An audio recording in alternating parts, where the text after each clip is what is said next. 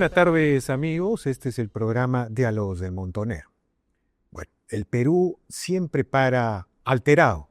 Su sistema institucional y su sistema político siempre va de un lado para otro. La idea de estabilidad, la idea de tranquilidad que suele caracterizar a las sociedades democráticas, a las sociedades desarrolladas, parece un poco alejada de nuestra realidad.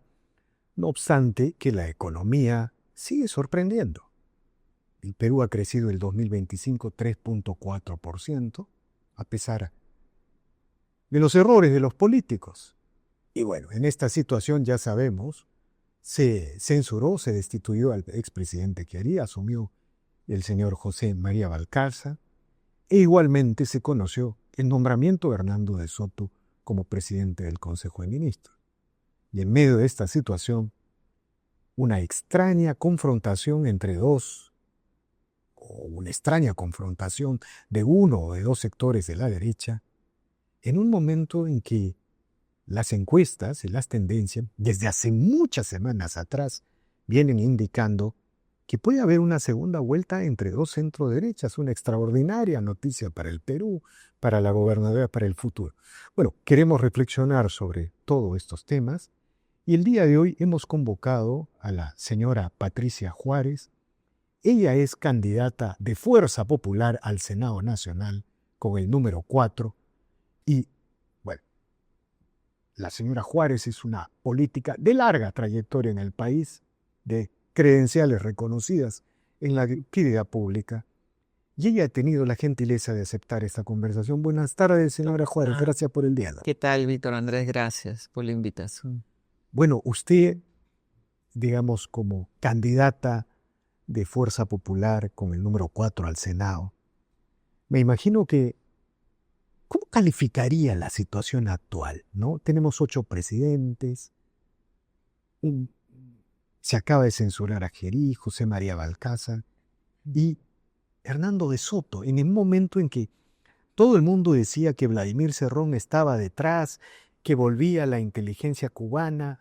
¿Cómo entender? Yo particularmente estoy confundido con las imágenes. Creo que todos los peruanos estamos algo confundidos. En realidad, en los últimos tiempos, desde el gobierno, la sucesión presidencial de Dina Boluarte, por lo menos algunos, a pesar de los enormes cuestionamientos que se han dado a Dina Boluarte, creíamos que sería ella la que terminaría finalmente este mandato hasta julio del año 26. Pero bueno, hemos visto que han habido sucesivos pedidos de vacancia en su momento para Dina Boluarte, adjudicándole los temas que tenían que ver en ese momento con la inseguridad ciudadana. Luego después ya hemos visto la censura, que también fue un tema, inclusive hasta el propio procedimiento o la forma como debía de tomarse esta decisión fue cuestionado por nosotros, porque consideramos que de retirarse o de corresponder retirar al señor Chiari tendría que haber sido una vacancia, pero luego nos hemos encontrado ya con una circunstancia en donde tenemos ahora un nuevo presidente, ¿no? Que el presidente Balcázar, y quienes lo conocemos, sabemos de la trayectoria que ha tenido estos 5 años. Él salió por Perú Libre, él ha sido un congresista que ha trabajado y muchas de las opiniones que él ha dado en el Congreso han sido temas como, por ejemplo, el retorno a o mejor dicho, tomar una decisión para establecer una asamblea constituyente, porque yo he sido compañera de él en la Comisión de Justicia y en la Comisión de Constitución. Entonces hemos tenido grandes debates respecto a su posición en realidad de izquierda, ¿no? El tener a Hernando de Soto, la verdad, no encuentro hasta ahora ninguna explicación. Y es, digamos, Hernando de Soto es nombrado cuando Vladimir Cerrón estaba dando directivas a través de Twitter. Exactamente. Y bueno, parecía que la vieja inteligencia cubana se reactivaba. No sé cómo interpreta la aceptación de Hernando de Soto. ¿Usted cree que puede servir para contener a Perú Libre. Bueno, lo que yo he visto de Balcázar es que era una persona que, si bien es cierto, tenía posiciones de izquierda, pero que tampoco era un extremista, ¿no? O sea, no era una persona que podía, como otros que siempre han demostrado que se podían cortar las venas por su ideología, ¿no? A él no lo he visto así. Yo creo que no entiendo de dónde, digamos, ha venido la recomendación de Hernando de Soto. Quizás hay una antigua amistad entre Balcázar y Hernando de Soto, pero creo que en medio de todas estas vicisitudes e incertidumbre que ha generado el establecimiento de esta nueva figura presidencial, creo que por lo menos muchos consideramos, viendo siempre lo mejor para nuestro país, que es una noticia, digamos, por lo menos no desalentadora, ¿no? Que esté Hernando de Soto. Como que le echa cierta tranquilidad a las cosas, Exactamente. porque, digamos, parece bien difícil que De Soto hipoteque toda una historia, una Sí. trayectoria, a hacer un simple maquillaje de Pero Perú Libre. también De Soto ha tenido unas ideas medio raras en algún momento, ¿no? Medio extrañas, discutibles, pero yo creo que es una persona ya de larga trayectoria, es una persona ya madura, creo que él perfectamente va a entender cuál es la situación que tiene el país. Hoy día mismo se pensaba que él podía estar inclusive renunciando, pero luego rápidamente se aclaró que no. Entonces, yo creo que las cosas no están tampoco claras ahí. Yo creo que no se tiene la certeza de que Hernando de Soto tenga la dirección o la propuesta que es la que corresponda constitucionalmente de todo el gabinete, porque entiendo que hay idas y venidas.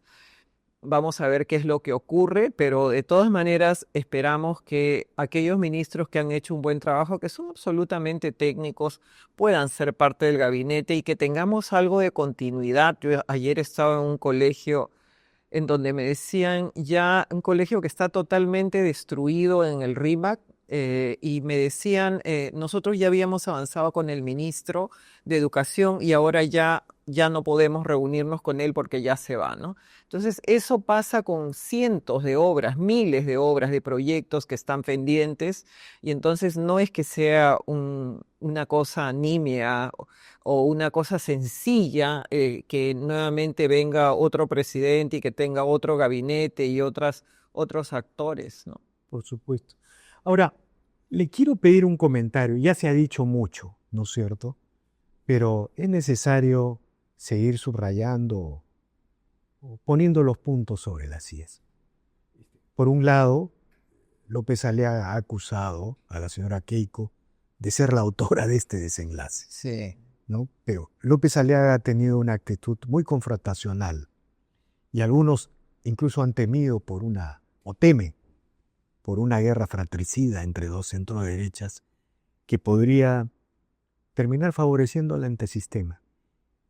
Y el otro comentario que quiero pedirles es, vamos a llamarlo los mercaderes del templo, para hablar en términos bíblicos, sobre Podemos y Alianza por el Progreso, para no mencionar personas.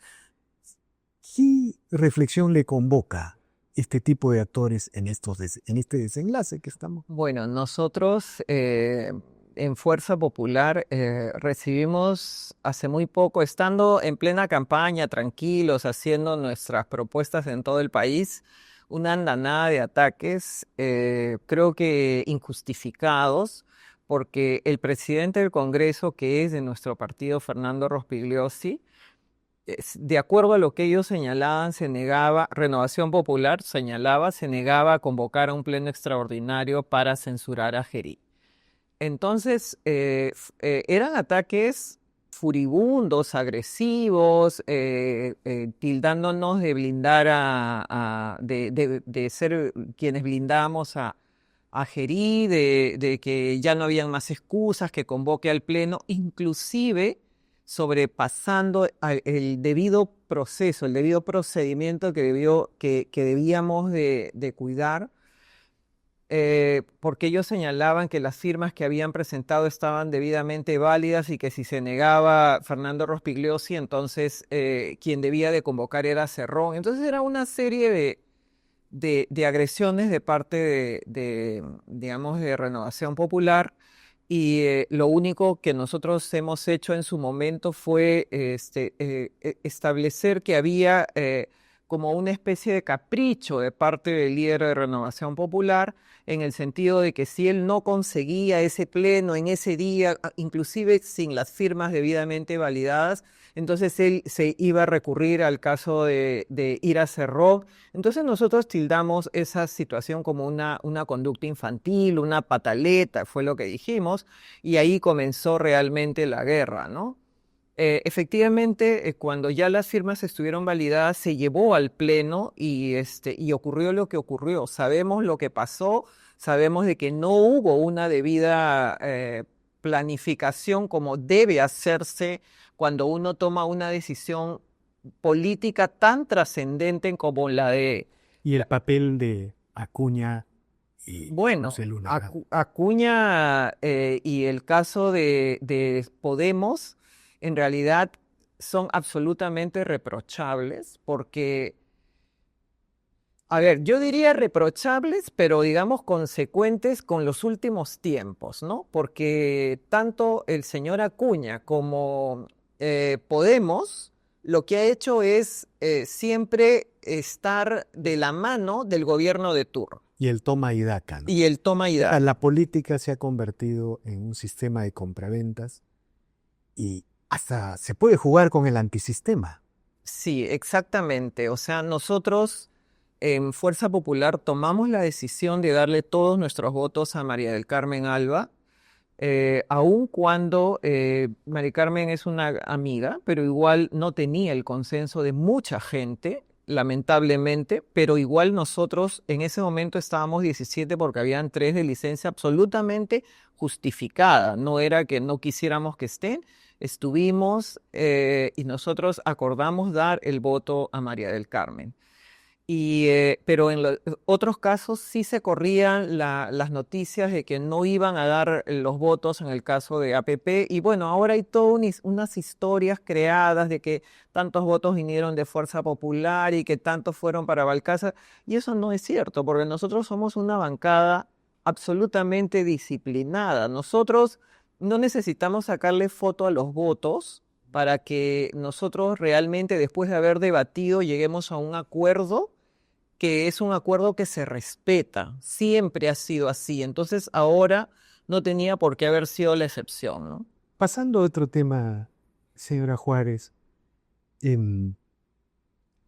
las tendencias electorales que registran las encuestas señalan que lo más probable, parece bien difícil, esto de López Chao incluso está por verse porque la izquierda está en una guerra civil en las bases. La candidatura de Roberto Sánchez, que es la candidatura del FENATEP, y de Pedro Castillo, la candidatura de Atención. Atencio o la candidatura de Lescano, están en una guerra civil realmente. Entonces parece bien difícil que tal como van las cosas pueda surgir un tercer candidato, un López Chao, más allá de las intenciones de algunas encuestadoras. Todo parece indicar que vamos a una segunda vuelta de 2 centroderechas. En el fujimorismo, ¿cómo se ha evaluado esto? ¿Qué se prefiere más? ¿Una segunda vuelta con López Aliaga, con Carlos Álvarez, con López Chao? Bueno, creo que, digamos, no hemos llegado a ese punto del análisis porque nosotros estamos, la lideresa y nosotros todos en su conjunto concentrados en los temas de campaña, estamos cada uno en sus regiones, cada uno en sus espacios, tratando de levantar, por ejemplo, un poco en el sur, que es un punto débil para nosotros. Yo creo que ahí es donde estamos haciendo un trabajo y en su momento muchos vamos a llegar ahí para tratar de levantar un poco el sur. Y por lo menos hasta ahora lo que dicen las tendencias es que efectivamente serían 2 partidos de centro derecha que estaríamos ahí. Nosotros creo que ya tenemos como el conocimiento, la experiencia y además los mensajes de estabilidad, los mensajes de predictibilidad y especialmente de volver a poner el orden al país en todos los temas que se requieran, especialmente el combate contra la inseguridad ciudadana. Estamos, por ejemplo, mostrando poco a poco los equipos técnicos que van a resolver temas en materia de salud, en materia de saneamiento físico legal, en materia de seguridad ciudadana, que los está presentando Keiko Fujimori. Entonces creo que no solamente tenemos la solidez que nos da ya la experiencia que tiene la lideresa de nuestro partido, sino también esa profunda madurez que ha adquirido también, porque realmente el tiempo que lleva en política, digamos, los años de experiencia que ha adquirido y además el haber tenido situaciones tan graves como el haber tenido que purgar prisión en su momento y sentir que todo eso es un tema injusto, realmente creo que la hace a ella ahora una persona absolutamente madura y además predecible, porque se sabe en lo que nosotros creemos, pensamos, creemos en que debemos de incentivar la inversión privada. Nosotros creemos que el mercado realmente sí debe regularse en algunos aspectos pequeños, pero el mercado funciona muy bien, que debemos de hacer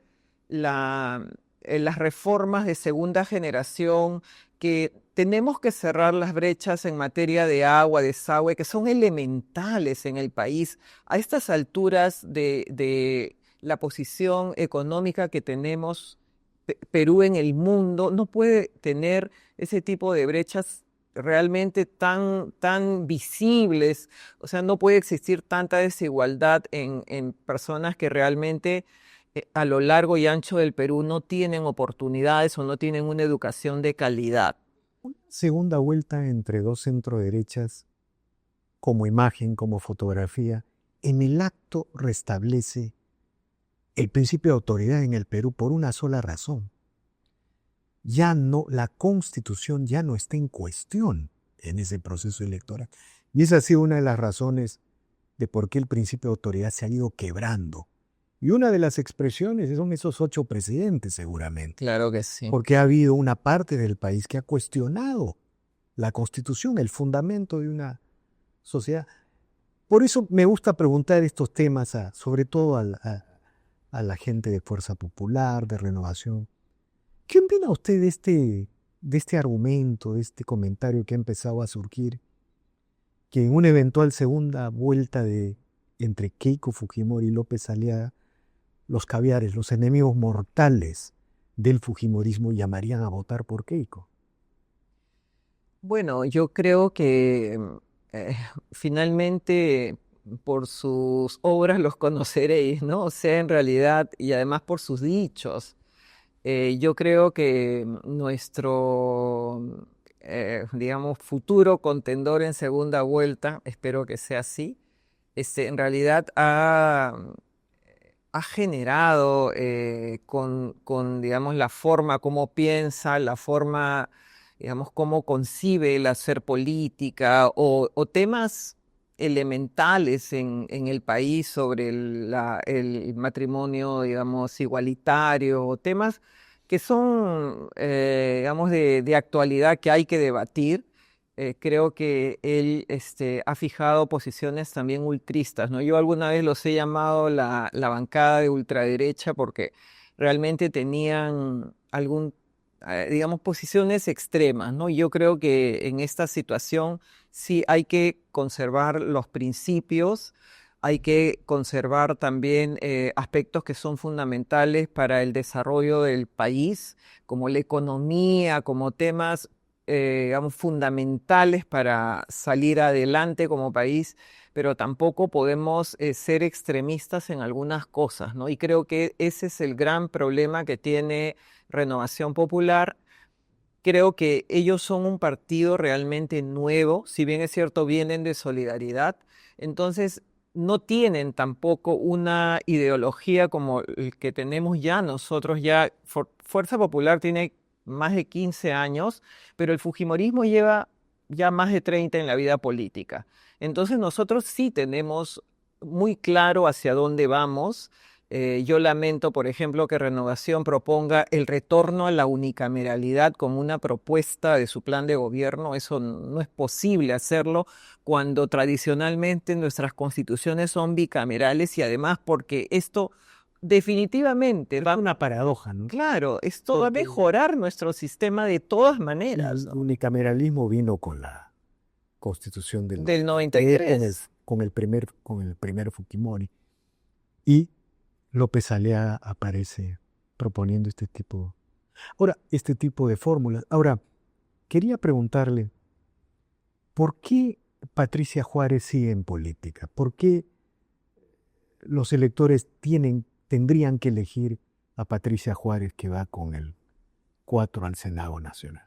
Sí, bueno, es una muy buena pregunta porque Difícil es hacer política. es muy difícil, es extenuante, es agotador y es frustrante algunas veces porque uno quiere, eh, por lo menos, digamos, en el humilde proceso de profesional que uno ha tenido, por lo menos tiene las ideas algo claras y entonces cuando, por ejemplo, los colegas no entienden de que no podemos ir a través de, digamos, a sacar a un presidente a través de una censura, sino que es una vacancia por la Constitución, porque las leyes...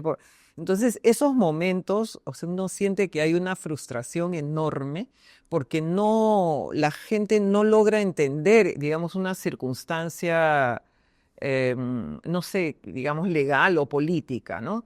Pero yo creo que hay que persistir en el empeño. Yo creo que en la medida en que uno sienta que puede hacer las cosas bien, en la medida en que yo tengo una larga trayectoria política porque he sido teniente alcalde en la Municipalidad de Lima, he sido regidora y bueno, me encanta el tema político también, me encanta el quehacer político cuando definitivamente sabemos que podemos conseguir cosas positivas, ¿no? Ahora en el Senado ya no es el impulso de una norma. Claro, el Senado es la institución. Es la revisión, es finalmente un poco como el filtro, ¿no? Para que las cosas, digamos, que vienen en muchos de los casos también con un tinte populista, ¿no? Con un contenido muy, de tratar de... Y la figura del Senado perfecciona el sistema de contrapesos, ¿no? Claro. Me recuerdan, siempre me gusta mencionar este tema. En el sistema unicameral, la tendencia entre vacancia y disolución es casi una tentación permanente. En cambio, en el sistema bicameral, si se disuelve el Congreso, solo se disuelve la Cámara de Diputados. Así es. Y por el contrario, si desde la Cámara de Diputados se promueve una vacancia reflexiva, es el Senado el que decide. Es decir, Exactamente. perfecciona. De ahí la importancia de elegir a Bien. senadores en el viejo Sí, sentido, ¿no? sí, sí, sí. De elegir bien, ¿no? Esa ha sido nuestra exhortación, nuestro llamado desde que nos tocó en la Comisión de Constitución, en este quinquenio, nosotros elaborar el primer proyecto para el retorno a la bicameralidad. Fue un trabajo muy interesante de varios meses, pero ya eran varios congresos. Usted fue presidenta de Yo fui Constitución. presidente ese primer año y presentamos por primera vez el dictamen en este quinquenio, pero ya otros presidentes de otros años habían intentado realmente hacer este trabajo. Casi 20 años han estado en esta tarea y por fin se consiguió en este congreso que es muy criticado, que bueno, todo lo que quieran, pero por lo menos hemos tratado de hacer una reforma política importante que creo yo que le va a dar al país esa tranquilidad que se que se requiere, ¿no? En la aprobación de leyes. Hace poco estuve en un debate y una persona de izquierda decía, bueno, ahora se va a demorar mucho el proceso de aprobación de leyes, pero yo creo que las personas no entienden tampoco, o algunas personas no quieren entender que el que se aprueben leyes con mayor rapidez no significa que sean las mejores y no significa que sean las que van a aliviar la situación del país.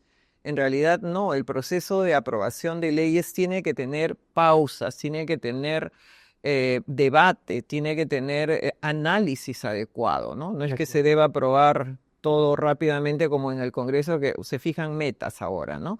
O sea, en cada pleno tenemos que aprobar mínimo 20, ¿no? Entonces, si todo el mundo corre, aprueba sus leyes declarativas y en muchos de los casos hay hasta sobreregulación en algunos temas, ¿no? De acuerdo. Bueno, señora Juárez, yo le agradezco infinitamente por esta interesante conversación. Suerte en la postulación al Senado Nacional por Fuerza Popular con el número 4. Y bueno, y seguiremos conversando como siempre lo hemos Claro, haciendo en los últimos años. claro Muchas que gracias. sí, muchas gracias. Bien amigos, esta ha sido una nueva edición de Diálogos del Montonero. No se olvide de suscribirse al canal, deje su comentario. Así este proyecto avanza, se consolida. Muchas gracias.